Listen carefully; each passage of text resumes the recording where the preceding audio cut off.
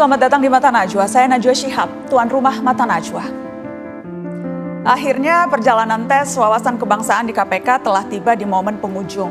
Surat pemberhentian 56 pegawai yang tidak lulus tes telah resmi dikeluarkan.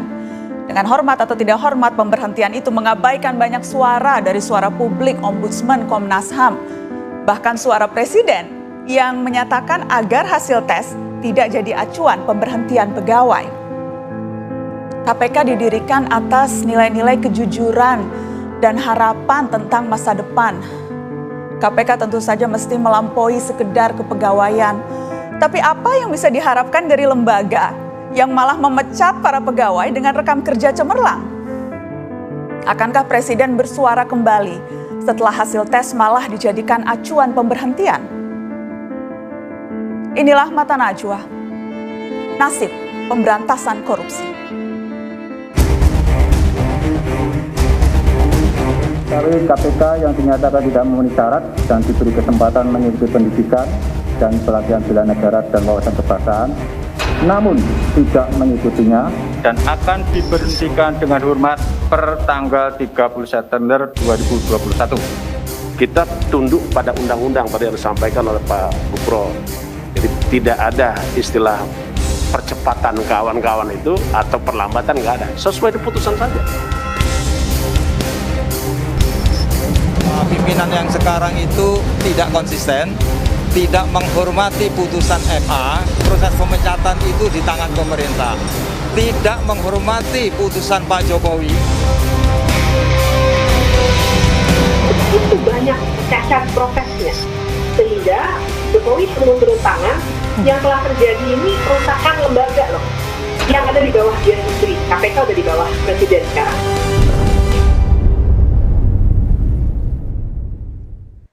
Pimpinan KPK telah menetapkan tanggal 30 September, 56 pegawai pemberantasan korupsi resmi dipecat. Apakah ini akhir dari perjuangan para pemberantas korupsi yang dieliminasi lewat TWK? Sudah hadir di Mata Najwa, Novel Baswedan dan Rasa Mala Aritongan bersama 21 dari 57 pegawai KPK yang akan diberhentikan. Selamat malam, terima kasih sudah hadir di Mata Najwa. Selamat malam, terima kasih Mbak Najwa. Saya juga mengundang pakar hukum tata negara Universitas Gadjah Mada, Zainal Arifin Mohtar, dan politikus PDI Perjuangan Kapitra Ampera. Selamat malam Pak Kapitra. Assalamualaikum warahmatullahi wabarakatuh. Waalaikumsalam warahmatullahi wabarakatuh. Bang Uceng, terima kasih sudah hadir. Dan terima kasih kepada teman-teman yang sudah hadir di studio Mata Najwa. Saya ingin supaya clear dulu, jadi semuanya sudah terima SK yang berisi pemberhentian itu. Bang Novel sudah pegang SK-nya? Saya belum ambil, tapi sudah disiapkan. Sudah disiapkan. Ya. Bang Rasa Mala? Saya hari ini baru saja mengambil SK itu. Oke, teman-teman semuanya yang rata-rata sudah terima, sudah mengambil? Saya ingin ke Mbak Novariza, saya tadi lihat sempat membawa ya Mbak. Itu boleh ditunjukkan ke kami? Kapan persisnya Mbak Nova menerima itu? Kapan terimanya itu Mbak Nova? Kalau SK-nya itu tanggal 13 September sebetulnya sudah dikeluarkan dan itu kan berarti sudah berlaku sejak tanggal 13 September itu ya. Walaupun TMT-nya 30 September. Tapi saya baru mengambil SK ini Senin tadi, tanggal 20 berarti. Apa yang terbersit di benak ketika akhirnya menerima SK dengan nama Anda di situ dan tertulis diberhentikan sebagai pegawai KPK, Mbak? Ya, gimana ya? Ya kita juga pasti sedih lah ya. Tapi kita harus bilang juga ya akhirnya hari ini datang juga gitu kan ya. Walaupun harapan kita tetap Presiden Jokowi mau bersikap gitu ya, karena semua rekomendasi ORI, rekomendasi Komnas HAM itu sudah keluar. Ya harusnya kan sebagai kepala ASN tertinggi di Indonesia, Presiden mungkin harusnya bisa bersikap. Itu sih tetap harapan kami. Oke, kita akan bahas itu lebih jauh, tapi saya ingin tanya singkat-singkat dulu ada Pak Heri Murianto juga. Pak Heri, selamat malam Pak Heri. Pak Heri ini dedengkot di KPK, salah seorang yang paling senior. Bahkan tadi saya dengar kalau ada kartu anggota tuh 000 tuh katanya Pak Heri. Tapi kemudian sekarang dapat SK pemecatan. Terkejut karena lebih cepat, karena seharusnya kan 31 Oktober maju 30 September, atau tak hari-hari itu sudah tidak terlalu berpengaruh untuk Anda Pak Heri? Ya, ironis sekali Mbak.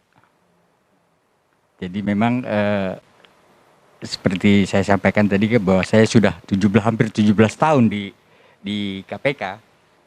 Ya akhirnya mendapatkan SK seperti ini. Walaupun saya belum terima, tapi sudah dihubungi oleh Sekjen KPK.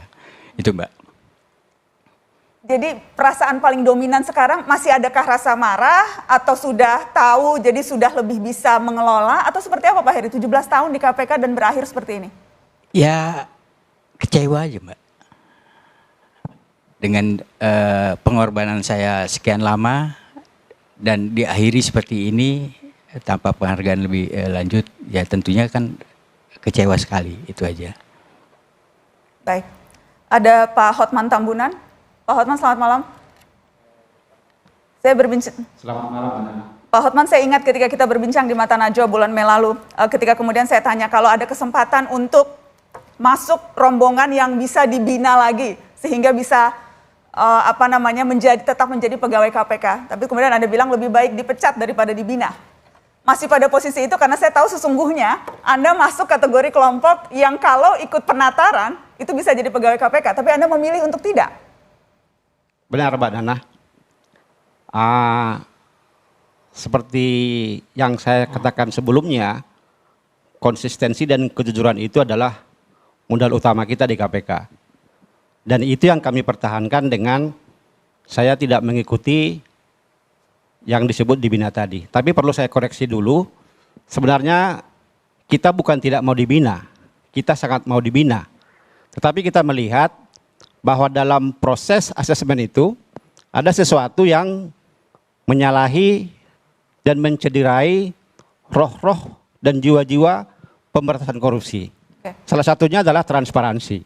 Karena sampai dengan saat ini pun kami belum diberikan hasilnya bagaimana dan indikatornya apa, dan itu dulu yang saya tanyakan pertama sekali. Karena kan kita bicara dunia asesmen. Ya. Dalam dunia asesmen itu kalau ingin ada perbaikan, tentunya ada mentoring, coaching, dan memberikan kekurangan dan kelebihan kita dalam asesmen. Kemudian kita desain untuk perbaikannya. Saya melihat itu tidak ada dilakukan sama sekali, sehingga saya merasakan dan meyakini bahwa asesmen ini dilakukan dengan tidak benar dan tidak berdasar. Begitu kira-kira Mbak Dana. Sehingga kemudian merasa tidak perlu mengikuti apa yang sebetulnya ditawarkan, begitu ya? Benar Mbak Dana. Baik, Pak Hotman. Bang Novel dan Bang Rasa Mala, saya ke Bang Rasa Mala. Adakah ini kan perjuangan sejak bulan pertama kali keluar begitu ya, sudah 4-5 bulan dari bulan Mei? Ya kurang lebih sekitar segitu. 4-5 bulan. Ya. Proses yang panjang ini yang menyita energi, yang menguras emosi, adakah penyesalan kenapa apa yang tidak dilakukan atau merasa ada yang seharusnya bisa dilakukan lebih sampai kemudian di titik ini? Saya kira kalau penyesalan tidak ada Mbak Nana, karena ini kan sebenarnya konsistensi sikap saja. Tadi Pak Hotman sudah sebutkan soal itu. Karena basis nilai value utama di KPK adalah integritas, transparansi, akuntabilitas. Kan itu yang paling basic itu kalau kita bicara pemberantasan korupsi. Nah nilai itu sebenarnya yang kita pertahankan sekarang ketika kita bicara kita berdedikasi dengan baik untuk pemberantasan korupsi, kalaupun ada resiko kemudian timbul, ya ini satu resiko yang harus kita perhitungkan jauh-jauh hari. Dan ini resikonya sebenarnya tidak lebih berat daripada resiko lain misalnya yang dihadapi Bang Novel dan mungkin teman-teman yang lain. Karena menurut hemat saya Mbak Nana ini mesti dilihat sebagai satu rangkaian peristiwa. Jadi jangan lihat TWK 57 ini ansih, tapi sebelumnya juga peristiwa-peristiwa lain ada yang bisa kita lihat sebagai bingkai bahwa pemberantasan korupsi selalu berhadapan dengan tantangan besar. Karena pada saat yang sama ketika kita bicara mau memberantas korupsi, yang bisa korupsi itu yang punya kekuasaan, yang koruptif gitu. Jadi pada saat yang sama kita bikin pernyataan bahwa kita melawan juga mau memberantas kekuasaan koruptif. Pasti ada perlawanan balik ya, itu sudah resiko. Jadi ini bagian dari resiko apa yang memang sudah diantisipasi sesungguhnya? Ya tidak ada antisipasi soal ini karena sebenarnya begini Mbak Nana, kalau kita lihat ke belakang, peristiwa itu kan beberapa kali terjadi di KPK, tapi kemudian lembaga secara kelembagaan dan pimpinan pada waktu itu justru melindungi pegawai-pegawai mengalami resiko. Baru periode inilah kita menemui di mana justru lembaga dan pimpinannya kemudian sesuai dengan putusan Komnas HAM, rekomendasi hasil Komnas HAM, ada penyingkiran di sana, ada motif penyingkiran. Nah itulah yang terjadi sekarang ya. Kenyataan yang di hadapan kita, ya sudah. Pada akhirnya kita akan bicara bahwa penegakan hukum selalu butuh dukungan dari kekuasaan. Tanpa dukungan kekuasaan, penegakan hukum itu cuma macan kertas saja katanya. Dan Anda lihat saat ini kekuasaan tidak mendukung penegakan hukum, Bang Rasa Mala? Saya lihat itu belum buat saya itu belum kelihatan gitu. Jadi kita belum punya komitmen yang sama soal pemberantasan korupsi di negara ini. Saya kira itu bagian yang perlu digarisbawahi sih. Saya ingin lempar ke Bang Kapitra. Bagaimana Bang Kapitra melihat ini? Karena ya ini proses yang panjang, tapi seperti tadi dikatakan Mas Samala, bukan hanya ujungnya, tapi harus dilihat apa peristiwa-peristiwa yang terjadi sebelumnya. Oke, saya ingin berbagi pikiran. Saya pernah baca buku Pak Kitri tentang judulnya Bromo Corah yang bicara tentang Kusni Kasdut. Kejadian biasa yang terjadi di tengah masyarakat jika banyak orang terlibat dia jadi peristiwa. Kalau tadi Bapak tadi bilang 17 tahun di KPK, orang 80 tahun hidup di bumi, itu pun juga akan keluar. Konsekuensi hidup, konsekuensi profesi itu biasa. Ya, tapi tidak ada orang harus selama-lamanya satu institusi atau suatu jabatan. Kedua, saya ingin katakan bahwa tidak ada orang yang tidak bisa tergantikan. Siapapun yang pergi pasti ada yang bisa menggantikannya. Dan saya ingin bertanya juga, permasalahan sesungguhnya kan permasalahan yang ada payung hukum yang mengatakan harus karyawan KPK menjadi pegawai negeri sipil. Dalam proses-proses itu tentu ada tata cara yang dibuat oleh negara melalui peraturan pemerintah atau melalui institusi internal. Ya. Dan setahu saya menurut Undang-Undang Nomor 5 tahun 2014 itu diberikan delegasi authority kepada Badan Kepegawaian Nasional ya, BKN. Dan BKN itulah yang melaksanakan semua ya. Jadi Anda mau mengatakan apa Bang? Bahwa ini proses yang wajar terjadi. Ya. Jadi harusnya teman-teman ini menerima saja hasilnya. Itu konsekuensi dari tidak lulusnya. Menurut yang bisa mengukur lulus atau tidak kita, orang yang memberikan, orang yang menguji. Ada metodologi asesmen yang selama ini yang dipermasalahkan. Okay. Lalu ada asesmen yang hasil asesmen tidak dibuka. Asesmen itu sama dengan medical report yang tidak bisa dibuka kecuali perintah pengadilan. Ya. Pengadilanlah yang bisa memerintahkan untuk itu dibuka. Karena itu punya konfidensial. Nah, yang kedua saya ingin katakan bahwa semua risiko dalam hidup ini ada dan dalam segala pilihan-pilihan. Jadi kalau tidak lulus, dinyatakan tidak lulus, resikonya diberhentikan seperti ini. Dan ini hal yang biasa terjadi di setiap detik. Dan setiap saat di dalam kehidupan manusia, baik politik maupun sosial. Bagaimana Bang Uceng, ini diberhentikan, biasa, resiko, terima saja, atau ada yang lebih dari sekedar itu menurut Anda? Iya, sebenarnya banyak sekali dari sekedar hanya mengatakan, mengutip sesuatu yang sudah pasti akan diberhentikan, menurut saya semua orang tahu itu. Tapi kalau kita bicara soal ada upaya sistematis untuk memberhentikan, itu lain hal gitu ya. Jadi kalau bahwa orang pasti berhenti, itu sudah pasti, hukum akal pasti mengatakan itu. Tapi bahwa orang diberhentikan secara cara yang tidak benar, secara konsep yang tidak benar, dilakukan secara melanggar hukum administrasi, bukan saya yang bilang ya, Ombudsman yang mengatakan, melanggar hak asasi manusia, Komnas HAM yang bilang, dari mana kemudian kita bisa katakan bahwa itu hal-hal yang biasa saja.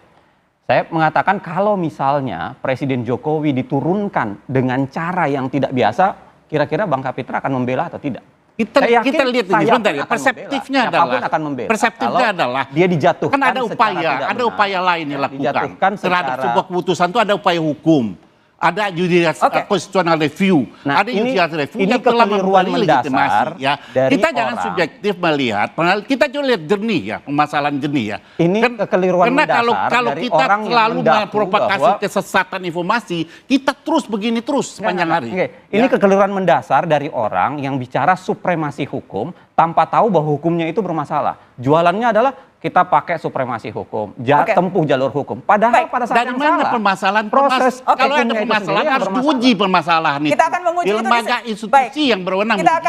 Kita akan berusaha untuk urutkan 1, 2, 3, tidak bisa semua, dan kita akan uji malam ini setelah pariwara. Tetap di Mata Najwa.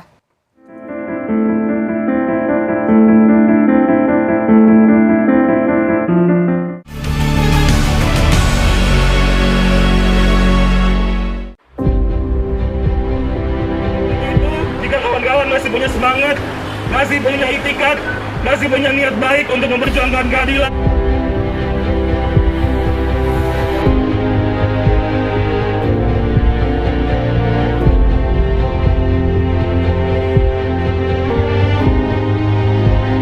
Kita melihat pimpinan lembaga anti korupsi terus justru melakukan pelanggaran hukum itu sendiri. Rajang kami, padamu kami mengabdi.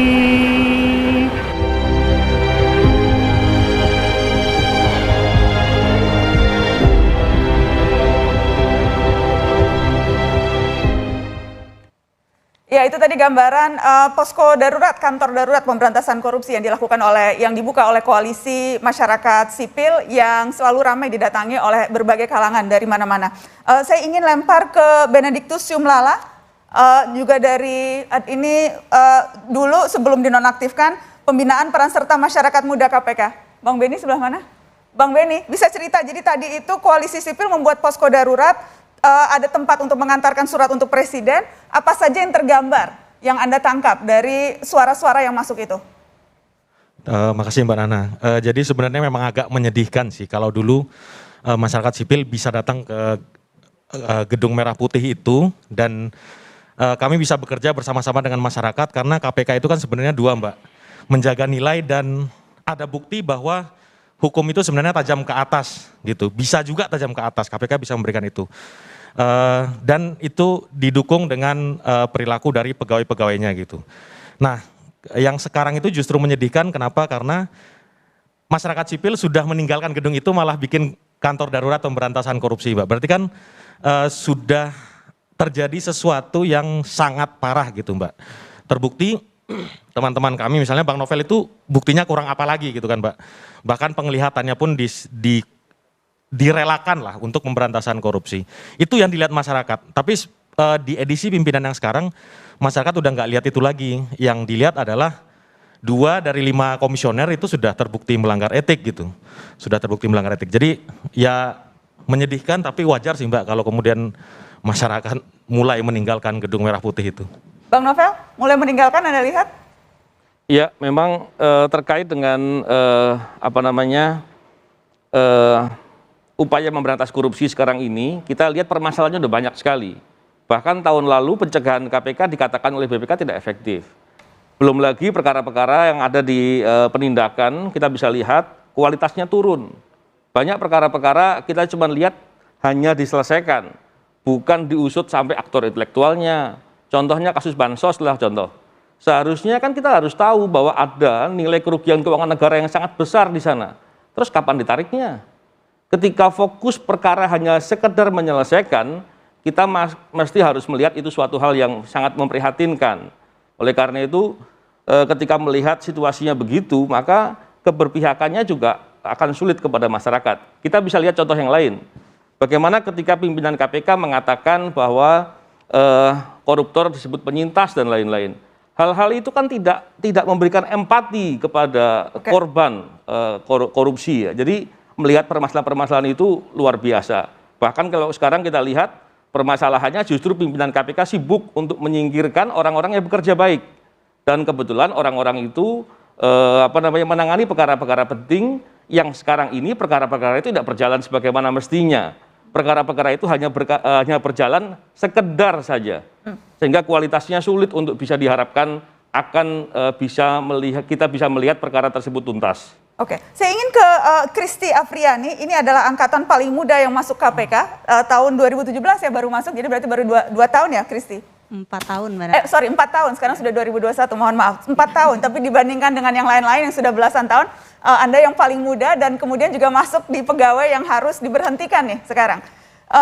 Bagaimana Anda melihat, adakah dukungan dari teman-teman yang saat ini masih ada di KPK, pegawai-pegawai lain yang lolos dan jadi ASN, ada dukungan itu?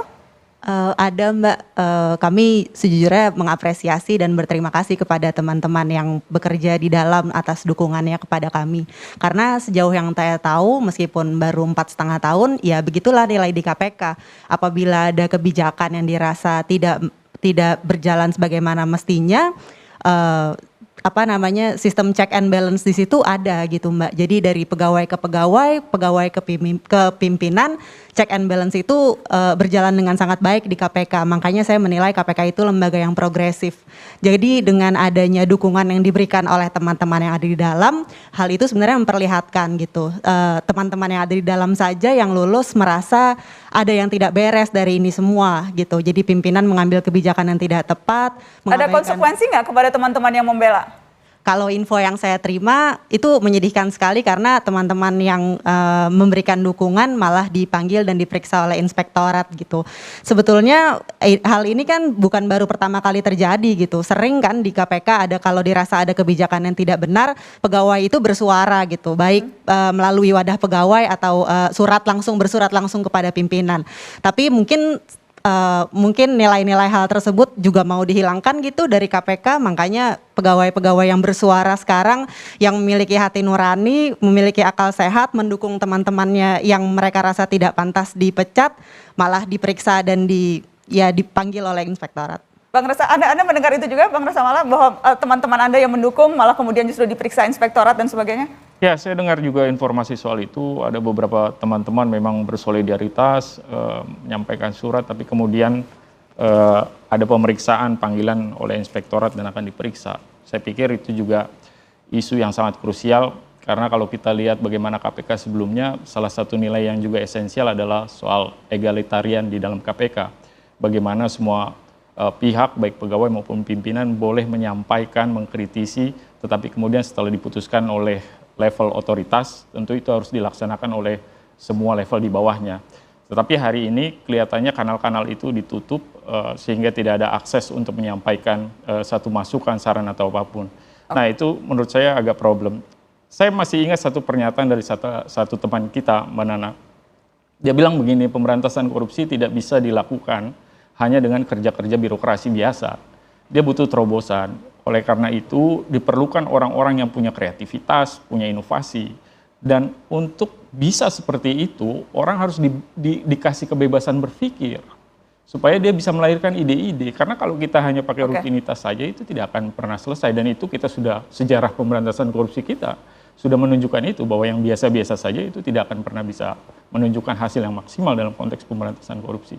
Oke. Itu saya kira poin. Sebelumnya saya ingin sampaikan bahwa kami juga sudah mengundang pimpinan KPK, tetapi secara resmi pimpinan maupun Humas KPK mengatakan tidak ada lagi yang perlu dikomentari karena sudah sikap KPK sudah jelas tercermin dari konferensi pers yang dilakukan ketika mengumumkan berbagai hal terkait TWK. Jadi itu sikap resmi dari pimpinan KPK. Anda mau komentar soal itu, Bang Kapitra? Saya ingin mengatakan hal yang sangat sederhana aja. Lembaga KPK ini didirikan oleh negara dan dibiayai oleh negara.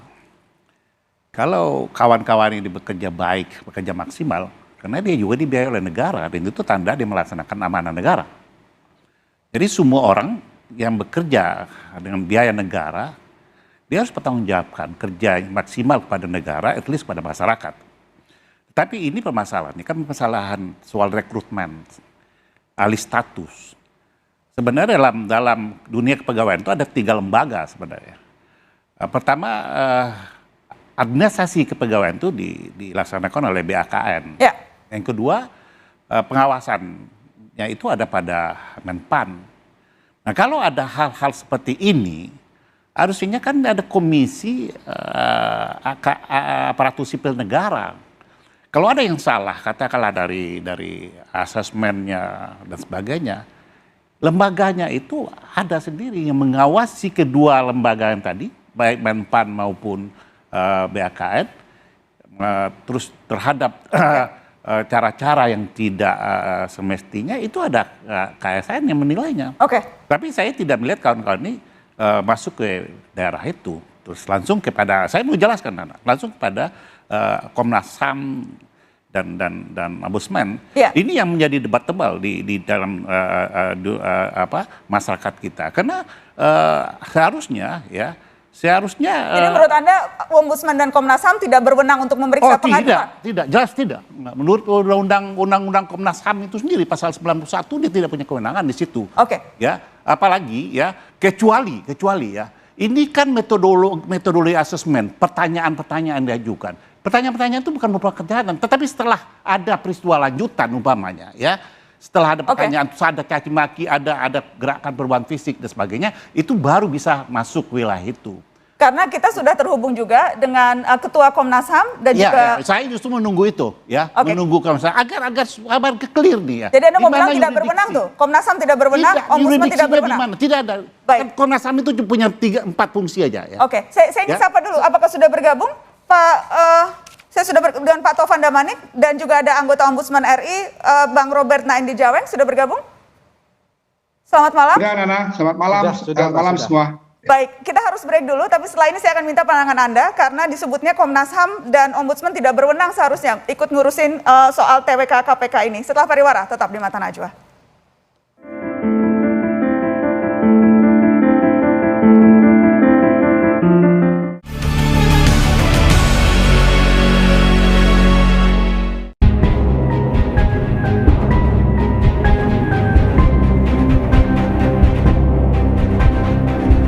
Tugas pemerintah yang paling fundamental adalah mengadministrasikan keadilan.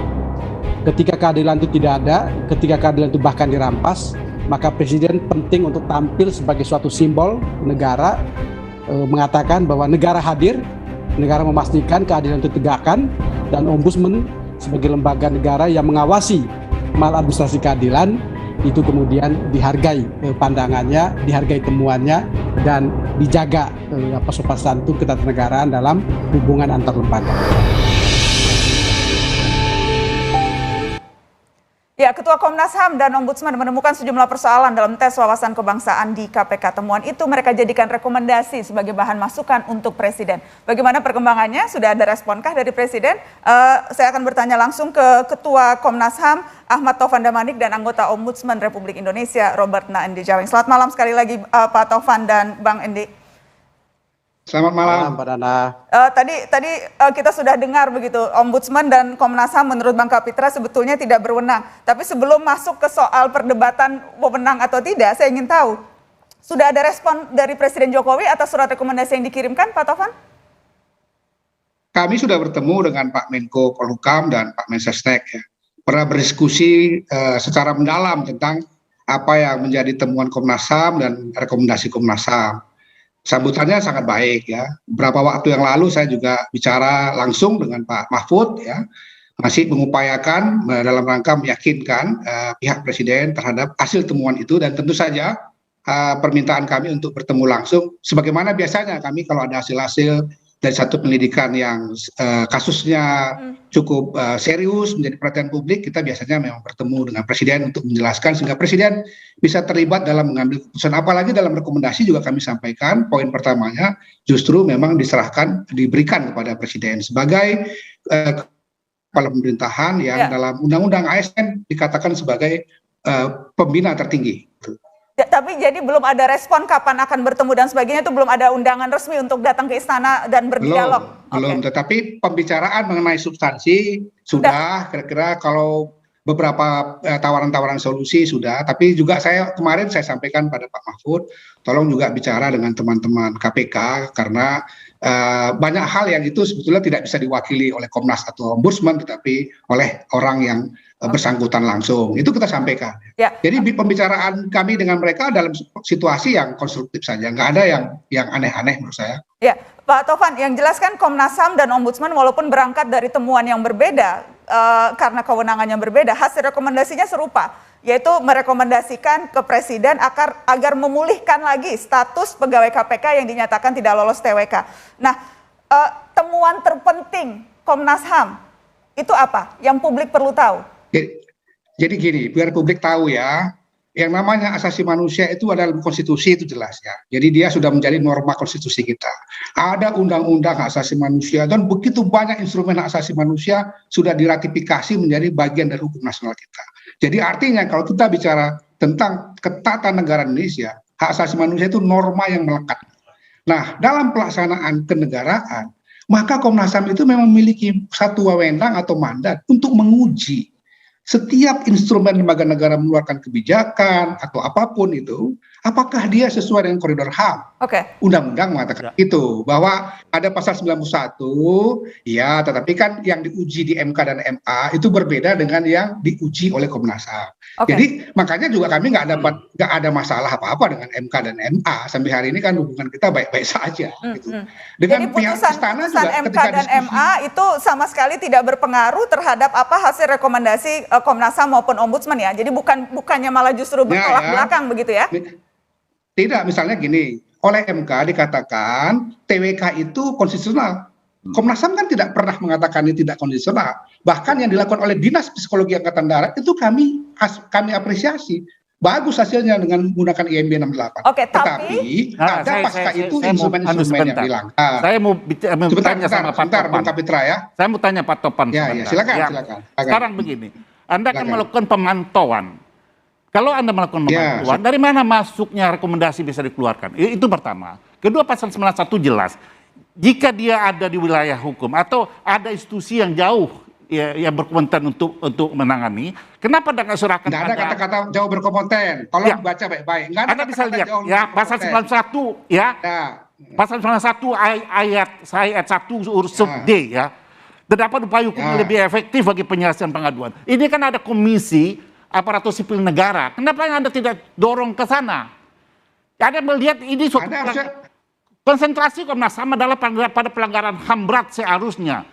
Setiap kejahatan itu pelanggaran HAM, tapi ada instansi lain yang menanganinya. Anda kenapa tidak ada komentar ketika rakyat sipil dibunuh di Papua? Nakes dibunuh di Papua, kenapa tidak melakukan investigasi ke sana? Ketika Telukora, ada rumah ibadah dihancurkan dan sebagainya. Anda tidak bicara, Anda bicara seperti ini memperburuk kebangsaan. Ini harusnya cari ke jalan keluar, diberikan kepada kewenangan instansi yang punya wewenang. Ini ada komisi aparatur sipil negara itu yang punya kewenangan kalau ada konflik kepabeanan ini. Dialah yang berhak menilainya. Baik, Pak Tovan silakan. Keliru kalau dikatakan begitu. Yang mana? Keliru. Kita dengarkan dulu, Pak Kapitra, kita dengarkan dulu. Persisnya jadi temuan pelanggaran HAM yang didapatkan oleh Komnas HAM atas kasus ini apa, Bang? Lagi ya, penjelasannya gini supaya umum, supaya jelas. Ini kan yang diadili kita dengarkan dulu, kita dengarkan dulu. Silakan, Masya Allah, kalau Anda ngomong terus gimana saya mau ngomong gitu loh. Biar duduk. Kasih dong ada kesempatan. Itu metodologi asesmen, bukan perbuatan jahat yang dilakukan orang. Silakan Pak Tovan. Saya bilang penjahat gitu. Jadi institusi-institusi negara siapapun dia, termasuk presiden, itu bisa diuji apakah dia melakukan satu tindakan yang itu kita sebut sebagai abuse of power yang menimbulkan pelanggaran HAM. Yang kami uji, kalau disimpulkan sekarang adalah ada tindakan-tindakan yang abusive, itu bertentangan dengan hukum, ada tindakan-tindakan yang itu tendensius dan macam-macam, yang kemudian kami katakan melahirkan satu peristiwa pelanggaran HAM. Ya, dugaan pelanggaran HAM 11 poin kita kami sebutkan itu. Itu ranah kami. KSN kalau dia mau menguji yang lain, monggo nggak ada masalah. Sama seperti Ombudsman sekarang menguji yang lain. Nah, kalau itu pelanggaran HAM, bisa nggak Anda naikkan pada penyidikan pelanggaran HAM, lalu ajukan pada penuntutan dan ke pengadilan HAM? Makanya Bung Kapitra baca baik-baik Undang 39. Undang 39. Saya lihat ini sumir. Sebentar dong. Wilayah yang dimasuki. Ya kalau Anda potong saya terus gimana saya jelaskan? Oke, silakan. Undang-Undang 39 itu Undang-Undang 39 itu tidak berbicara tentang HAM berat. Kalau Undang-Undang 26 lain lagi kami gunakan ini. Tetapi ini Undang-Undang 39. Kalau isi Undang-Undang 39 itu ranah Komnas HAM melakukan penyelidikan dan pemantauan, kemudian hasilnya adalah rekomendasi. Rekomendasi itu diberikan kepada pihak tertentu. Nah, pihak itu yang kita minta untuk melakukan eksekusinya. Komnas nggak bisa mengeksekusinya. Kalau bisa udah saya angkat aja gitu. Ya, dalam hal ini kemudian rekomendasi ke presiden. Baik. Presiden gitu. Lalu pasal 91 Undang-Undang 39 itu gimana ditaruhnya? Saya jelaskan tadi katakan apa yang diuji di MK dan di MA itu tidak overlapping dengan apa yang diuji oleh Komnas HAM. Kami menguji prosesnya, bukan apakah ini konstitusional atau perkomnya sesuai dengan undang-undang apa enggak. Itu mau kita setuju dengan itu. Apa ada yang proses yang diujinya apa? Kan metodologi asesmen yang diuji. Prosesnya kami uji. Misalnya gini ya, contohnya yang bertanggung jawab ini kan BKN. Kenapa ada institusi-institusi lain yang bukan BKN tapi menggunakan nama BKN melakukan itu bisa instrumen. saja memakai asesor dari manapun. Karena mereka punya Tidak ada dasarnya karena tidak ada MOU-nya juga yang mereka bikin. Tidak ada MOU-nya antara KPK dengan Saya BKN. kira, Bagaimana bisa BKN berikan Saya pada kira Bang BKN Kapitra lagi? nggak membaca baik-baik ya. Oh, saya sangat membacanya. Salah Udahlah. Anda. Jangan, Anda nggak bisa menjudge Pak begitu. Kapitra nggak baca Anda silakan baik-baik. komentar. Beda tapi jangan antara judge orang. 3999 dengan 26. Saya orang yang pertama membelah HAM. Timur saya orang pertama membelah HAM. Begini. Mulai dari satu Taroma. Anda tidak baca baik-baik. Yang Bagaimana namanya, mungkin saya nggak baca yang namanya baik-baik? Komnas HAM itu menilai kebijakan tindakan pemerintah tak kala ada kebijakan yang itu melanggar hak asasi manusia. Itu berbeda dengan soal kaitan dengan pelanggaran HAM berat. Ya ini masalah yang diuji ini kan soal metodologi asesmen. Enggak, yang diuji Ini kan itu rangkaian keseluruhan. Dimasalahkannya. Baca temuan Komnas HAM apa enggak? Saya baca temuan Apa itu. temuan Komnas HAM? Bahwa dalam pertanyaan-pertanyaan itu bukan ada yang itu. menjurus pada tendensius pada Dari persepsi manusia. awal, dikatakan dari awal, Komnas HAM mengatakan Anda membuat yang namanya mulai ada namanya stigmatisasi dari awal. Dari awal itu keluar kan yang namanya metodologi. Taliban. Itu kan belum masuk metodologi. di situ. Itu Mulai metodologi. dari awal sampai akhir. Kenapa itu Jadi bukan cuma dimasalahkan? metodologi. Oke, saya akan baca Anda kan juga dosen. Proses Kenapa saja Anda secara membuat temuan soal, Komnas HAM, proses ya? alih status Anda pegawai bisa aja KPK menjadi membuat soal ASN yang- melalui asesmen tes wawasan Proses kebangsaan secara hingga keseluruhan. pelantikan pada 1 Juni diduga kuat sebagai bentuk penyingkiran terhadap pegawai tertentu dengan background tertentu, khususnya mereka yang terstigma atau Ini terlabel penyingkiran Taliban. ini bahasa Itu temuan HAM Komnas HAM. genosida loh ini. Itu temuan Komnas HAM dan kemudian rekomendasinya Kata adalah penyingkiran pembunuhan. ini Itu kalau salah dalam satunya bahasa ya, Pak Komnas HAM Taufan. genosida loh. Saya ingin lempar ke Bang Ya, kalau kita bawa Genosida itu serangan dan terhadap kata sipil, penyingkiran ini ras dan bahaya etnis loh. tertentu. Genosida beda lagi. Iya, itu kan Beda karena dengan tempat itu ini juga. kan Kita tempat kecil. Baik. Kalau semuanya berbicara sehingga tidak terdengar. Bang Taufan, Anda mau menjelaskan ketika ada bentuk penyingkiran itu dijadikan salah satu temuan Komnas HAM? Iya, dan itu dilakukan langkah-langkah yang sistematis. Kami buat temuan itu kan detail itu. 360 halaman kami jelaskan. Kemudian juga ada praktek-praktek yang itu tidak sejalan dengan peraturan. Misalnya gini kan, kerjasamanya antara KPK dengan BKN. Bagaimana bisa ini diserahkan kepada pihak-pihak lain? Setiap asesmen, asesornya harus terakreditasi. Ini siapa aja yang menjadi asesornya nggak jelas namanya, nggak pernah menggunakan, apa hasilnya juga nggak pernah. Kan gitu. Itu praktek-praktek yang kami katakan abusive di dalam sistem kepemerintahan kita. Governance dari suatu negara itu harus dikelola dengan baik, mengikuti norma-norma, termasuk juga gini. Kan nggak boleh lembaga hak asasi manusia kemudian tidak menerapkan sistem pemerintah governance yang bagus, good governance. Kan nggak boleh kami sebagai Komnas HAM membuat satu sistem keuangan, pengelolaan keuangan yang bertentangan dengan prinsip-prinsip clean governance. Pak Taufan, kita harus sama juga. KPK juga tidak boleh melakukan satu Masa tindakan yang kerjasama dia tidak BKN sesuai dengan norma asasi lembaga lain manusia. itu salah, itu pelanggaran HAM. Anda gimana melihat? Tidak ada kerjasamanya, Bu. Oke, itu yang bisa tunjukkan nggak mana kerjasamanya dengan kita lanjut BIN dan BNPT? Karena setelah ini juga saya juga akan bertanya ke Ombudsman yang rekomendasinya hampir sama, dan saya juga masih akan bertanya ke teman-teman KPK yang malam ini hadir, terutama soal tadi penyingkiran dengan stigma tertentu. Ada teman saya yang hadir, Rizwan Rachuel, yang juga nanti saya akan tanyakan soal itu. Bagaimana rasanya di stigma Taliban, padahal jelas-jelas jauh dari itu. Setelah pariwara, tetap di Mata Najwa.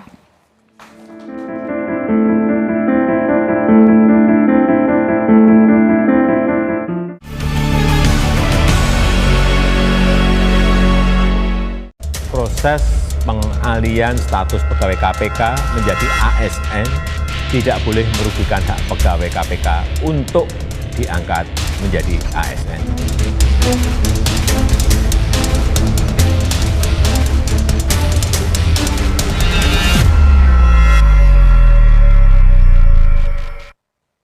Ya, Anda masih di Mata Najwa, nasib pemberantas dalam kurung pemberantasan korupsi. Saya ingin ke Ombudsman, ada Bang Endi. Bang Endi, yang jelas saya tahu Ombudsman juga sudah memberikan rekomendasi itu ke Presiden dan berharap agar Presiden memang bisa mengambil langkah atas rekomendasi bukan hanya Ombudsman tentu saja, tapi juga Komnas HAM, begitu ya? Ya, Mbak Nana, buat Ombudsman ini belum tutup buku.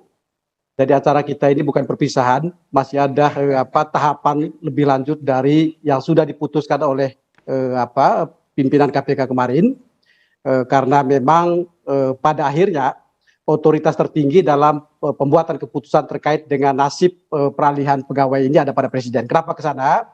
Satu adalah karena kerangka kerja ombudsman memang untuk sejumlah isu, sejumlah laporan itu pada akhirnya bermuara kepada presiden. Satu. Kemudian kedua adalah secara kelembagaan kita semua tahu bahwa KPK bagian dari rumpun kekuasaan eksekutif dan komando tertinggi di dalamnya adalah presiden. Kemudian ketiga, jangan lupa yang paling penting substansi masalahnya itu kepegawaian.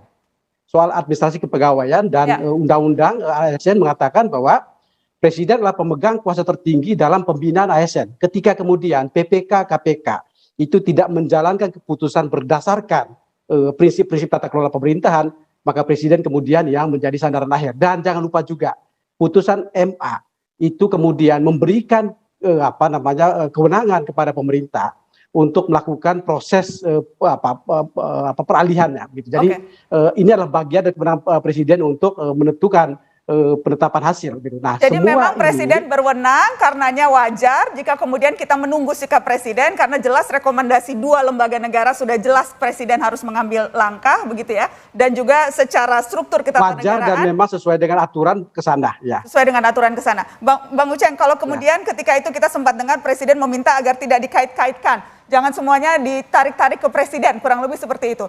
Bagaimana Anda membaca itu? Satu, saya merasa ada inkonsistensi ya, karena pertama dia bicara soalnya, kan dia bilang bahwa TWK tidak boleh merugikan, jadi ada inkonsistensi. Yang kedua, kalau kita bicara soal konsep hukum, ya ini ada pelanggaran hak asasi manusia, ya. Di dalam pasal 28I Undang-Undang Dasar mengatakan bahwa penegakan, perlindungan hak asasi manusia itu tanggung jawab negara, terkhusus pemerintah. Bagaimana mungkin ada pelanggaran HAM di depan mata, lalu kemudian presiden tidak ngapa-ngapain, bahkan kemudian menarik diri. Bahkan kalau kita compare dengan berbagai kasus lain ya, misalnya, makanya gini, perlu ada membayangkan apa isi kepala Pak Jokowi soalan apa yang dimaksud prioritas negara yang harus dia tanggapi.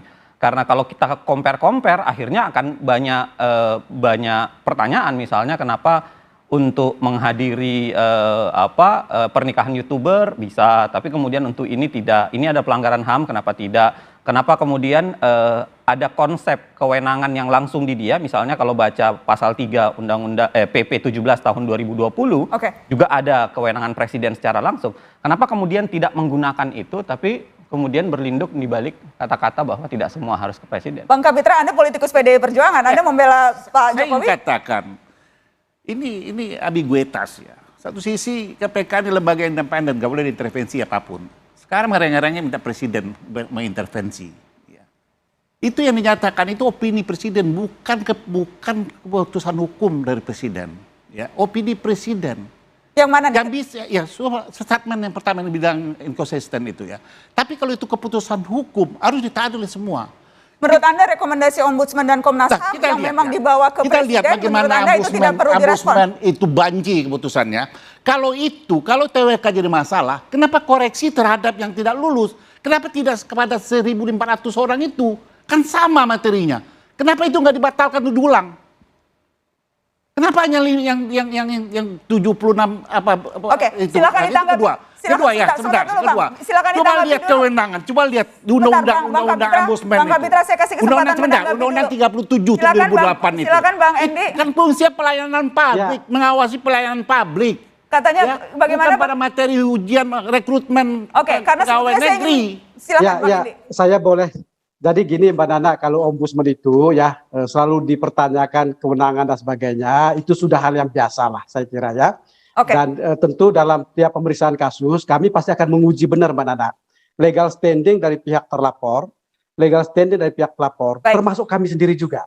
Dan penting untuk saya katakan bahwa soal pelayanan publik itu jangan dibayangkan hanya soal urusan KTP gitu ya. Setiap hubungan negara dan warga pada prinsipnya proses dan produk itu pelayanan publik, dan Bang Kapitra membacanya itu jangan hanya parsial. Coba bentar.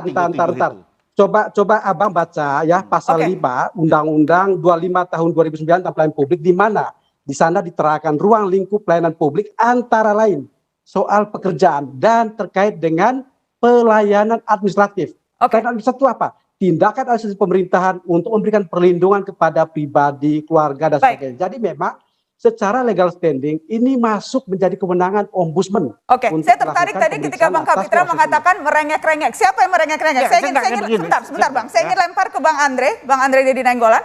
Apakah ini bentuk teman-teman KPK merengek-rengek ke Presiden Jokowi atau bagaimana? Bentuk kerengekan. Jadi kalau misalnya kita mendengar tadi Bang Mala bicara tentang bahwa ini adalah sebuah skema untuk pemberantasan korupsi itu sendiri, bahwa kekuasaan perlu mendukung upaya penegakan hukum, terutama pemberantasan korupsi. Nah, kami adalah bagian dari itu. Jadi kita sudah ikuti, publik juga sudah ikuti sejak awal terkait dengan kontradisi-kontradisi yang terjadi di TWK sampai saat ini dan hingga kami menerima SK. Kita sudah mengikuti bahwa ada rekomendasi dari Komnas HAM, kemudian Ombudsman yang menemukan adanya pelanggaran HAM dalam prosesnya, dan Ombudsman menemukan adanya maladministrasi. Dan bahkan dari putusan MA sendiri menyerahkan itu kepada kewenangan pemerintah, dalam hal ini tentunya Presiden. Jadi ini sebetulnya hal wajar yang sangat wajar, Mbak. Hal sangat wajar. Dengan itu semua saat ini berada di tangan Presiden dan rekomendasi sudah diberikan, tentunya sangat wajar kami juga menanti kebijakan Presiden. Yang kita ketahui bahwa per tanggal 30 September nanti kami sudah, itu adalah hari terakhir kami. Bukan karena kami merengek, tapi memang ini adalah salah satu bagian dari upaya pemberantasan korupsi itu sendiri. Begitu Mbak Nana. Baik, saya ingin ke Bang Riswin yang tadi saya juga sempat sebut. Yang jelas salah satu temuan Komnas HAM tadi menyebutkan karena memang ada menemukan ada bentuk penyingkiran dengan background tertentu terstigma atau berlabel Taliban.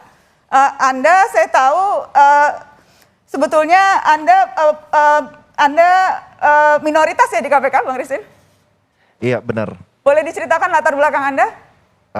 Saya seorang keturunan Cina dan secara agama juga saya minoritas di KPK, saya Buddhis. Ya, saya udah kenyang sama stigmatisasi sebenarnya ya, dari sebelum saya masuk ke KPK. Tapi stigma yang saya terima lain tentunya. Teman-teman pasti tahu yang di rumah juga stigma apa sih yang sebenarnya diberikan kepada orang-orang seperti saya dan saudara-saudara saya. Tapi hal itu tidak saya temukan di KPK sebenarnya. Saya sama teman-teman saya di sini semuanya tidak pernah ada yang menstigma saya seperti yang saya dapatkan di luar dulu. Nah, saya sangat nyaman kerja di KPK dan saya justru heran sekarang saya dapat stigma baru. Stigma yang sebenarnya sangat berlawanan dengan apa yang selama ini saya dapat, tapi ya udah saya anggapnya candaan yang kurang cerdas saja gitu. Tapi ternyata candaan kurang cerdas itu membuat saya dan teman-teman saya sekarang jadi begini. Dan Anda memang sama seperti tadi yang disampaikan oleh teman-teman yang lain, Bang Andre dan tadi Bang Rasamala, Bang Novel, Anda memang berharap Presiden mengambil sikap. Betul, saya rasa itu memang pengharapan yang sangat wajar karena semua rekomendasi memang ditujukan kepada Bapak Presiden dan sebenarnya sudah clear ya semuanya. Apa yang ditemukan oleh Komnas HAM, apa yang ditemukan oleh Ombudsman itu sudah jelas. Bahkan saya mau ngasih sedikit tanggapan dari Ombudsman maupun Komnas HAM pernah menyebutkan bahwa ada dokumen-dokumen bertanggal mundur di dalam proses TWK ini.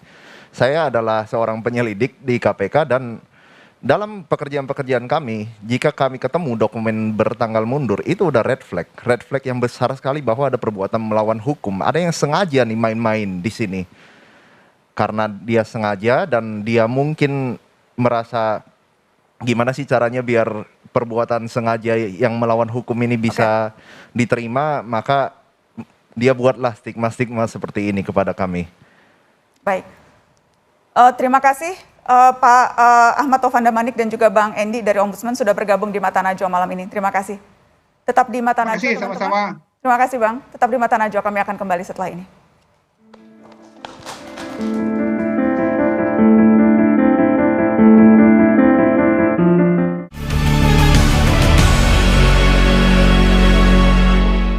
Terima kasih Anda terus di Mata Najwa. Bang Kapitra, pemberhentian 56 pegawai ini akan menghambat kinerja KPK tidak menurut Anda? Ya, saya ingin luruskan. Substansi yang jadi katanya jadi temuan Komnas HAM dan Ombudsman itu sudah diuji oleh kawan-kawan ini pada Mahkamah Konstitusi dan Mahkamah Agung.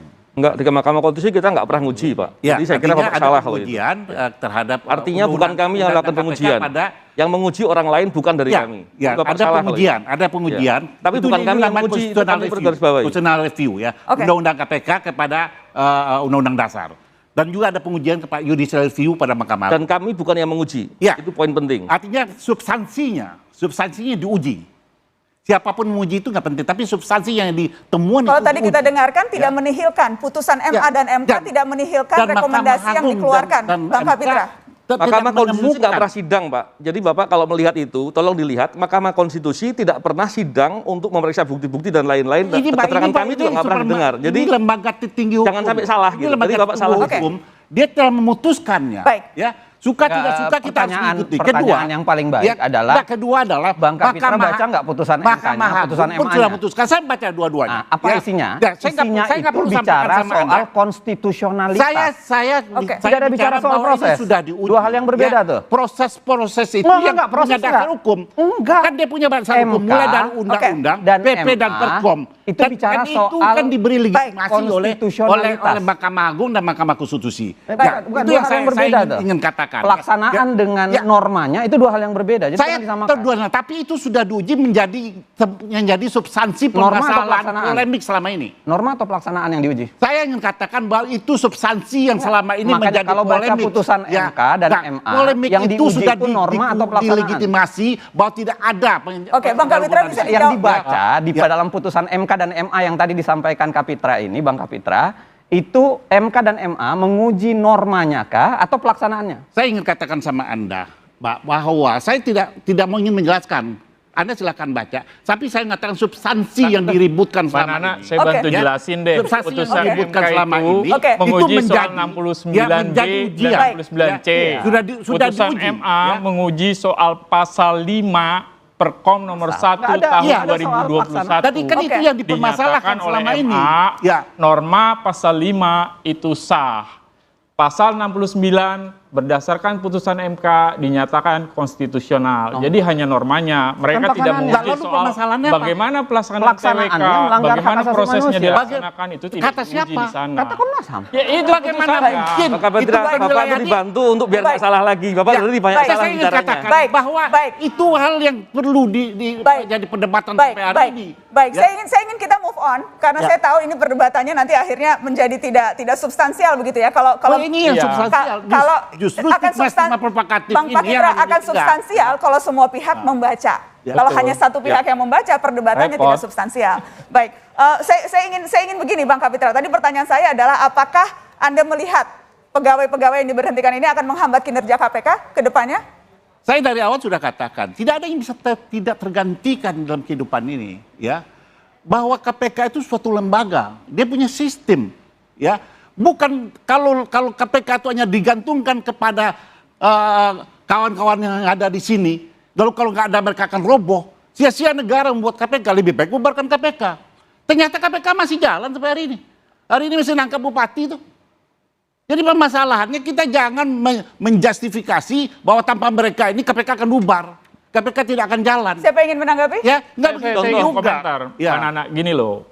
Ngelihat KPK sekarang itu jangan parsial, jangan sepotong-sepotong. Bahwa sekarang masih ada penanganan perkara, iya. Tetapi kita mesti lihat data, misalnya data LSI menulis bahwa sekarang reputasi kepercayaan publik terhadap KPK 55% turun. Padahal tahun 2018 misalnya kita bisa saksikan tingkat kepercayaan publik terhadap KPK bahkan di atas presiden. Jadi ini terjun bebas Pak Kapitra. Ya, saya paham. Data Sirus misalnya, Sirus menunjukkan data orang yang dibuktikan. Peringkat kepercayaan publik terhadap KPK berada di bawah Mahkamah Agung dan Kejaksaan Agung. Lebih jauh lagi data IPO rilis survei menyatakan di bawah BMKG. Jadi ada reputasi yang sangat turun sekarang dan itu adalah survei yang dilakukan secara publik. Jadi itu bisa dilihat sebagai data. Jadi kalau kita bicara hanya kasuistis, satu kasus per kasus, kenyataannya masyarakat melihat KPK masih eksis. Oke. Melihat Masih kasus berjalan, mana? distrust. Melihat kasus Kami data hitung jangan angka-angka. tunjukkan Anda distrust. hitung survei-survei. Distrust Ya. publik itu dilihat dari kinerjanya. Masyarakat Itu kan ini kan membayar saya pajak. paham Dia karena punya Anda perhatian orang yang soal itu. diberhentikan. Dan apakah tentu ini akan ada menilainya dalam kacamata kalian. Oke, Bang Kapitra, tapi apakah Itu kemudian data, Pak. Saya sampaikan itu Iya. data. apakah Saya ada paham. kaitannya Kan dengan kita juga punya data. apakah ada kaitannya Datanya dengan mana, Pak? laporan etik yang kemudian kita tahu ada 2 pimpinan KPK diperiksa karena melanggar kode etik? Saya ingin tanya ke Bang Rizka Anung Nata, karena saya tahu Anda salah seorang yang juga melaporkan pimpinan KPK. Tepatnya Anda melaporkan Ibu Lili yang akhirnya memang terbukti melanggar etika dan diberikan hukuman pemotongan gaji pokok 40% selama 1 tahun. Gaji pokoknya 4,6 juta, dipotong 40% selama 1 tahun. Jadi ini itu ironi juga ketika kita melihat pimpinan KPK melanggar kode etik. Anda yang melaporkan, kenapa? Baik, terima kasih Mbak Nana. Sebenarnya peristiwa pelaporan ini dimulai ketika saya dan teman-teman penyidik perkara Tanjung Balai itu dalam pelaksanaan penyidikan menemukan ada peristiwa-peristiwa lain selain dari perkara pokoknya. Dari penyidikan itu kita kembangkan dan ternyata ada keterlibatan dari pimpinan dalam hal ini Bu Lili. Dan seperti yang disampaikan oleh teman-teman sebelumnya, memang di KPK itu prinsip transparansi itu kita kedepankan. Hal ini juga sudah diketahui ketika proses perkara ini sudah mau selesai, pimpinan-pimpinan juga sudah tahu hal ini. Ada beberapa peristiwa, ada permintaan BAP yang kemudian ternyata dibatalkan, kemudian ada beberapa pimpinan yang langsung telepon ke saya menanyakan hal ini. Jadi ketika mereka sudah tahu, namun tidak ada yang melaporkan, maka sesuai dengan ketentuan undang-undang, kami selaku penyidik yang mengetahui peristiwa ini melaporkan kepada yang berwenang, yaitu Dewan Pengawas. Demikian. Anda merasa hukumannya sudah cocok itu dengan pelanggaran yang dilakukan, tapi kemudian disanksinya seperti itu? Karena ada teman Anda yang juga dianggap melanggar kode etik, disanksinya kayaknya lebih berat tuh. Mana ada Bang Praswat? Iya, secara profesional penyidik memang itu sudah kewenangan dari Dewan Pengawas. Tapi juga secara pribadi saya melihat bahwa ada ketidakadilan di sini. Oke. Ada beberapa teman yang mengalami kasus serupa yang mirip-mirip dengan beliau, Bu Lili, itu ada yang sampai dipecat, ada yang dipotong gajinya lebih besar gitu. Oke. Saya juga yang melaporkan kasus ini, Mbak Nana. Jadi memang kasus ini sebetulnya nuansanya pidana. Dan itu Dewas menyatakannya firm, jelas. Bahkan Dewas mengkategorikan kasus ini sebagai pelanggaran berat. Walaupun sanksinya ringan. Itu problemnya Dewas ya. Tapi problemnya adalah ketika ada pimpinan KPK berhubungan dengan pihak berperkara, itu perkara pidana. Dan kemudian dibiarkan. Yang begini-begini nggak pernah dikritik nih, yang begini. Biar Pak Kapitra mungkin barangkali pengen kritik, boleh juga. Nah ini menariknya karena konsep kita membangun Dewas itu untuk menguatkan pengawasan. Oke, Bang Uceng, tapi pertanyaannya apakah ini juga menambah tadi kalau dibicara hasil survei, rasa distrust publik, ini semua menambah itu? Coba Anda bayangkan ya, jadi ini kalau kita jadi Dewas itu dibangun untuk menguatkan pengawasan. Tapi sekarang kan kayak stuck dalam kasus Lili itu. Lili dinyatakan melanggar pidana, ya, dilaporkan ke Bareskrim bilang silahkan ke Dewas, dikatakan ke Dewas bilang ini pidana biasa, pidana ya silahkan langsung aja, tidak perlu ada pelaporan. Nah sekarang artinya tindakan pidana yang dilakukan Lili itu belum dijatuhkan pidana sama sekali. Ya, dia hanya dan sekali lagi pertanyaan saya adalah ini menambah nuansa betapa KPK sekarang berbeda. Betapa buletnya konsep Undang-Undang 1919 soal pengawasannya. Ya, karena satu sisi mengatakan silahkan ke ini pidana, tapi Dewasnya bilang tidak perlu kami yang melakukan pelaporan, silahkan ke Bareskrim. Ke Bareskrim dilaporkan, Bareskrim bilang silahkan ke Dewas gitu. Jadi kayak ada lingkaran setan dalam kasus yang seperti ini. Kita akan kembali setelah pariwara, tetap di Mata Najwa.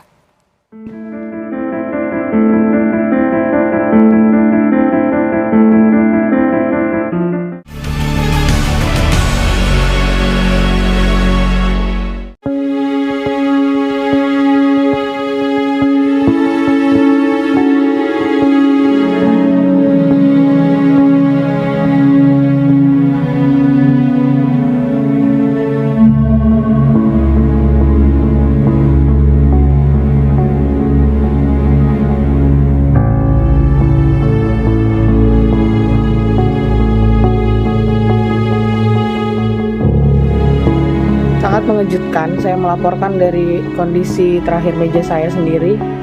Ini sangat mengejutkan. Kita bisa lihat bahwa ada palang nggak jelas gitu loh, dilarang beresin meja. Terus ada ininya nih.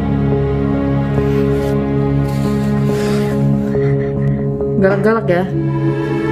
Galak-galak sekali guys. Ini larangannya, dan hal yang sama terjadi di mejanya Ibu. Kita belakangan mejanya, nasibnya sama. Ya.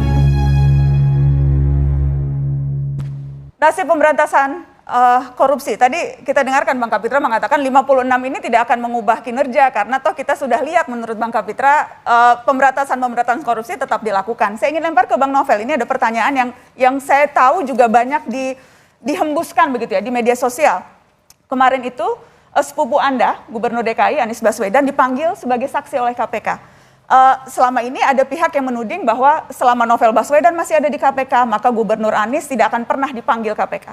Nah, kita tahu Anda dan teman-teman dapat surat SK pemberhentian, tidak lama kemudian Gubernur DKI diperiksa KPK. Tanggapan Anda soal itu? Ya, begini, kalau terkait dengan pemeriksaan, saya kira siapapun yang terkait dengan kepentingan untuk diperiksa bisa saja diperiksa. Tetapi kalau dikaitkan dengan diri saya, kita paham bahwa di KPK itu kan harusnya kita paham orang-orang berintegritas ya. Ketika kemudian ada yang mengatakan bahwa saya bisa mengatur semuanya, artinya orang itu ingin mengatakan bahwa di KPK orang yang tidak berintegritas. Saya kira dia salah. Yang kedua, di KPK itu ada pembagian tugas. Ada pembagian tugas, di penyidikan pun ada bagian-bagiannya sendiri-sendiri.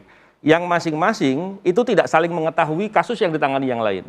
Jadi di KPK tidak terbiasa dengan intervensi-intervensi begitu. Anda kenal semua satgas, Anda senior, pasti termasuk kenal juga satgas yang mengurusi kasus Tanah Muncul ini. Anda pernah bertanya atau bahkan mungkin melindungi agar sepupu Anda Gubernur DKI tidak diperiksa KPK? Enggak. Saya kira tidak ada kepentingan untuk perlu dilindungi dan apapun. Karena memang semuanya di KPK akan berjalan seperti biasa. Kalaupun seandainya tidak diperiksa, tapi kan di sidang akan dilihat, orang akan semua akan tahu, sidang terbuka. Jadi kalau seandainya ada orang yang ingin menutupi di proses penyidikan dengan cara-cara yang seperti itu saja, percuma karena di penyidikan akan terbuka, semuanya jelas. Jadi kalau tadi dikatakan Bang Kapitra, ini tidak ada Novel, tidak ada Bang Rasa Mala, tidak ada teman-teman semua yang 56 tetap berjalan, kinerjanya baik, tetapi faktanya bukan hanya dilihat pemberhentiannya, tapi juga ada faktor-faktor lain. Katanya kenapa tidak pernah kritik KPK? Saya paham stigma provokatif Nana ini kan sudah biasa langganan di mata Najwa. Tetapi saya ingin jelaskan. Provokatif apa Bang?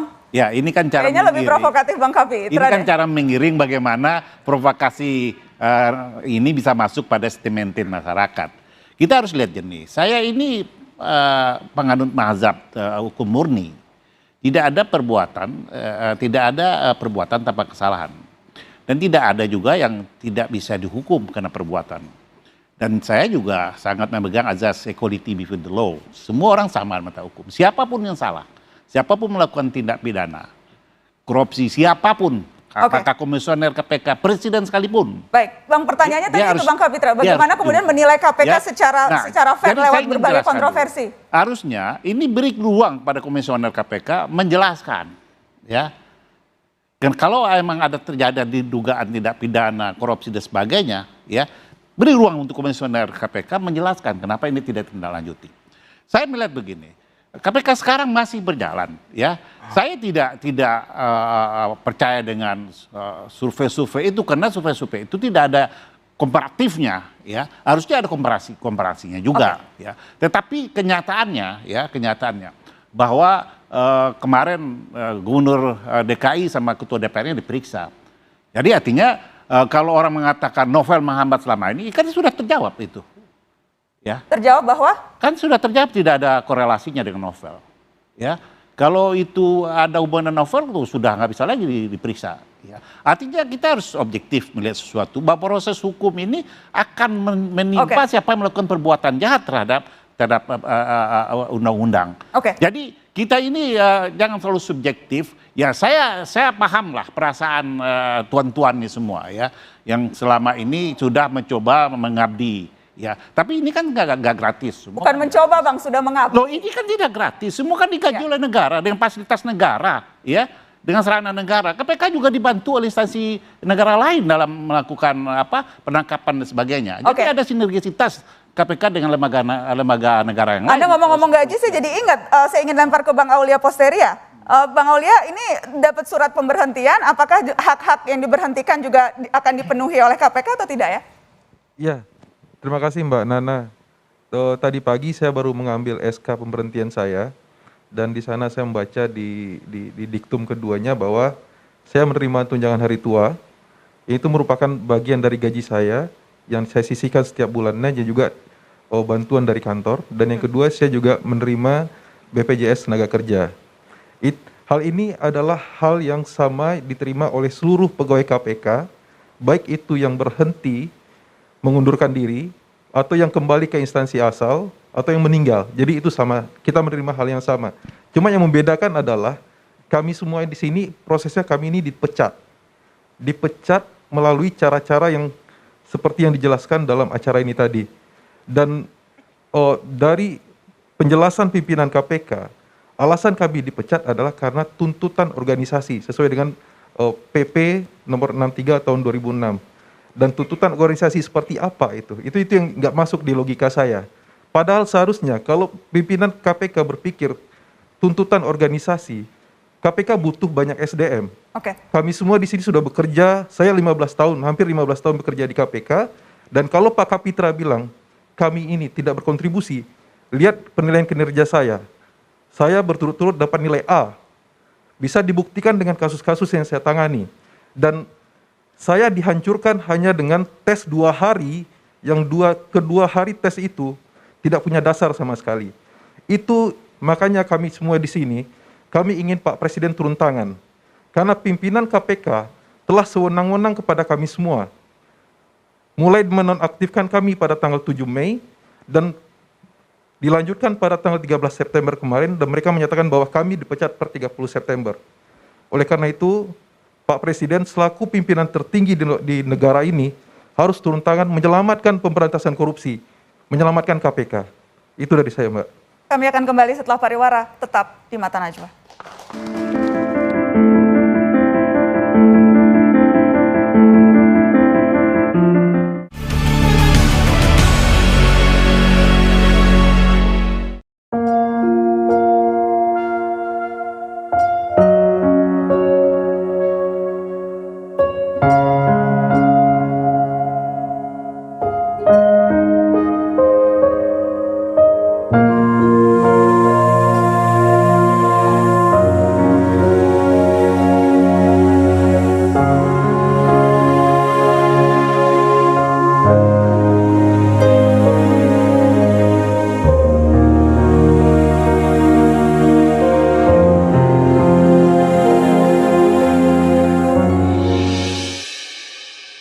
Ya, itu tadi curahan hati pegawai KPK yang sudah berstatus ASN, yang sudah lolos TWK terhadap teman-temannya yang dipecat oleh pimpinan KPK.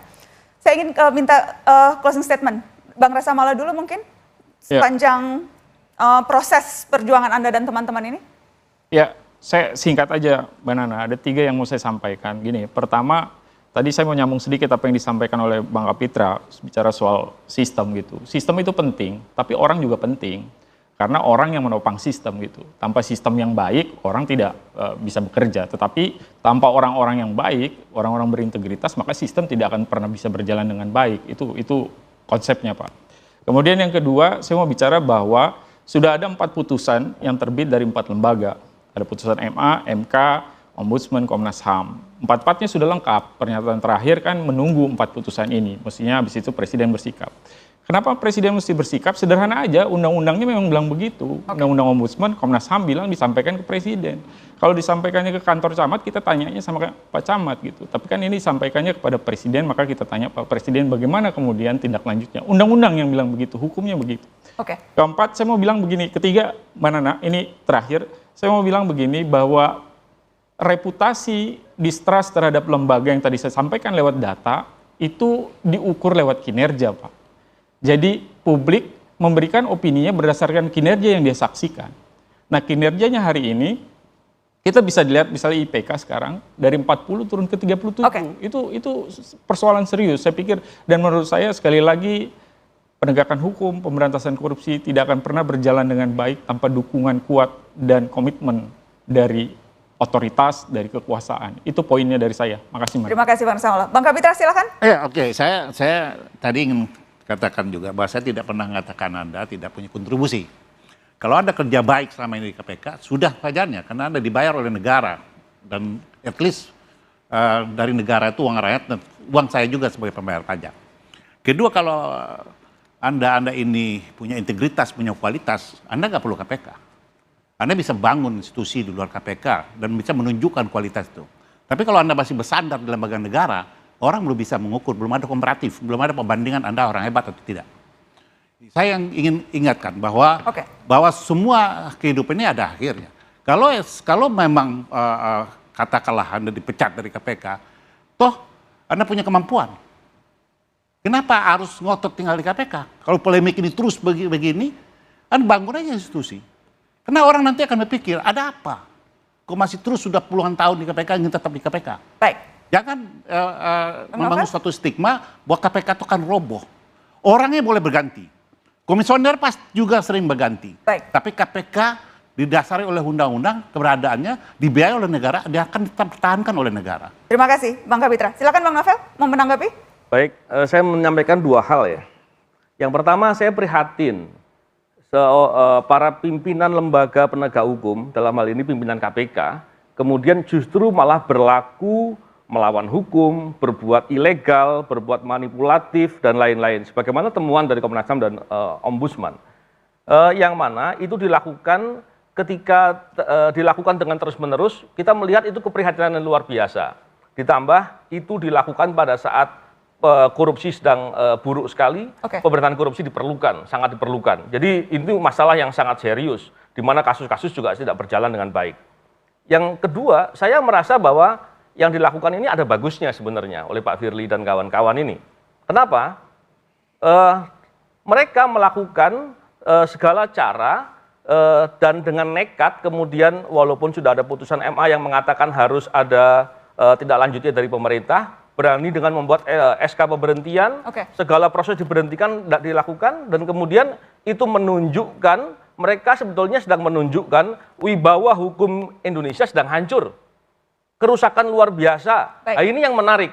Sampai-sampai kemudian orang-orang yang selama ini mengkritik KPK, nyerang KPK, kemudian malah berlaku sebaliknya membela KPK seperti Pak Kapitra. Kurang lebih seperti itu. Bang Uceng, singkat silakan. Saya sederhana ya, jadi yang pertama soal hukum pasti clear, Presiden harus turun tangan. Undang-Undang 5 2014, lalu PP 17 2020, banyak sekali aturan. Putusan MK, MA, semuanya mengatakan Presiden harus turun. Yang kedua, ini soal etik. Ya, ada konsep etik ketika ada pelanggaran hukum di depan kita, ada pelanggaran hak asasi manusia, tidak mungkin bagi seorang presiden dalam sistem presidensil itu kemudian tidak masuk untuk kemudian menyelesaikan. Yang ketiga, saya pikir ini soalan janji. Ya. Salah satu alasan barangkali pemilih Jokowi waktu itu adalah ketika dia menjanjikan bahwa penguatan KPK dan pemberantasan korupsi. Jokowi berjanji untuk itu ketika kampanye dan itu barangkali alasan untuk memilih dia. Nah, sekarang tagihan itu harusnya disampaikan kepada Pak Jokowi. Mana janji dia untuk menguatkan pemberantasan korupsi dan menguatkan KPK. Bukan malah melemahkan dengan Undang-Undang 19 dan membiarkan terjadinya pelanggaran hak asasi manusia dan administrasi seperti dalam kasus TWK. Penagih janji seperti halnya yang dilakukan oleh teman-teman TWK yang malam ini hadir di Mata Najwa dan akan membacakan surat untuk yang terhormat Presiden Jokowi. Ini surat untuk Anda, Bapak Presiden, dari teman-teman KPK.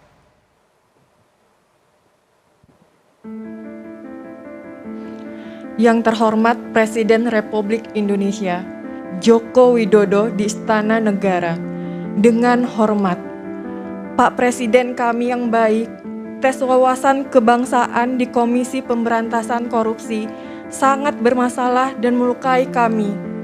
Namun entah kenapa Bapak belum tergerak untuk menuntaskan masalah ini.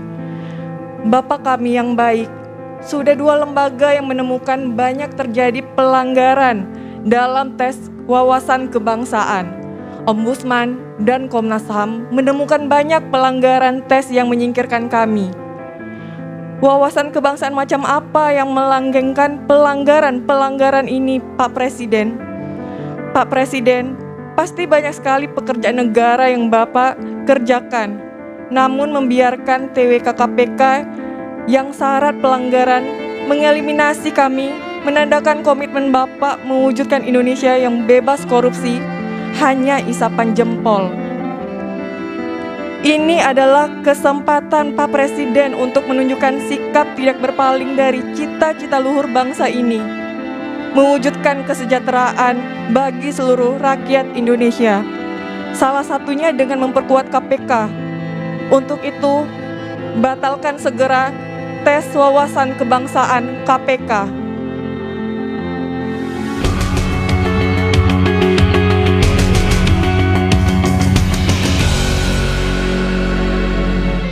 Berjibaku menegakkan nama KPK, mengambil resiko hingga rusak mata, malah dipecat lewat tes yang mana suka. Ilustrasi sangat telanjang tentang kuasa yang tutup telinga, transparansi dan akuntabilitas pun teronggok di laci meja. Bukankah laku yang sungguh berwawasan kebangsaan kerja menjaga uang rakyat dari tindak perampokan? Tidakkah kerja dalam sunyi selama bertahun-tahun lamanya sebaik-baiknya ujian integritas yang paling utama? Wawasan seperti apa yang bisa kita pelajari dari melanggar etik pemberantasan korupsi hingga diam-diam membantu pihak pencuri? Bukti betapa Pancasila belum terejawantah sehari-hari. Teladan sungguh aduhai dari pimpinan yang konon lulus uji. Semoga kita memiliki ingatan yang sungguh panjang, mengabadikan nama-nama yang patut untuk dikenang, sembari merapal keluh dan kutuk yang mungkin saja fana. Minimal sebagai sikap betapa kita tak diam menutup mata.